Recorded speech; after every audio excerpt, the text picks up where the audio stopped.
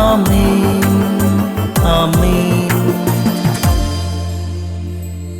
യേശുവിൻ്റെ ഏറ്റവും പ്രിയമുള്ള കുഞ്ഞെ, യോനായുടെ പുസ്തകം 3-ാം അധ്യായം 1-ാം വാക്യം. യോനായ്ക്ക് വീണ്ടും കർത്താവിൻ്റെ അരുളപ്പാടുണ്ടായി. ഓടി മറിഞ്ഞവനെ, നിനിവയ്ക്ക് പകരം താർശീശിലേക്ക് ഓടി രക്ഷപ്പെട്ടവനെ കർത്താവ് തിരികെ വിളിച്ച് ഒരിക്കൽ അരുളപ്പാട് കൊടുത്തു, അവഗണിച്ചു, അവമതിച്ചു, ഓടി രക്ഷപ്പെട്ടു. പക്ഷേ കർത്താവ് വീണ്ടും മടുക്കുന്നില്ല. വീണ്ടും ഒരു അവസരം, വീണ്ടും ഒരു ചാൻസ് അടിയന് ദൈവം തരുന്നു എന്നുള്ളതാണ് എൻ്റെ ദൈവത്തിൻ്റെ സത്യം.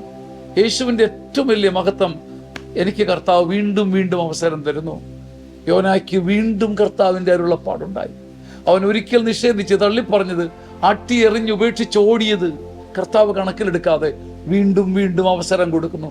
വീണ്ടും വചനത്തിൻ്റെ അരുളപ്പാട് കൊണ്ട് അവൻ്റെ ഹൃദയത്തെ നനച്ചു. പ്രിയപ്പെട്ട കുഞ്ഞെ, ഇതാണ് ഏറ്റവും വലിയ ഭാഗ്യം. കർത്താവ് ഒരിക്കലും മടുക്കുന്നില്ല, നിരാശപ്പെടുന്നില്ല. എൻ്റെ കാര്യത്തിൽ, നിന്റെ കാര്യത്തിൽ വീണ്ടും വീണ്ടും അരുളപ്പാടുമായി വരുന്ന കർത്താവ് കയ്യെത്തും ദൂരത്ത് നിൽപ്പുണ്ട്. നിന്റെ ഹൃദയത്തിന്റെ വാതിലൊന്ന് തുറന്നാൽ മതി. ആമേൻ, ആമേൻ, ആമേൻ.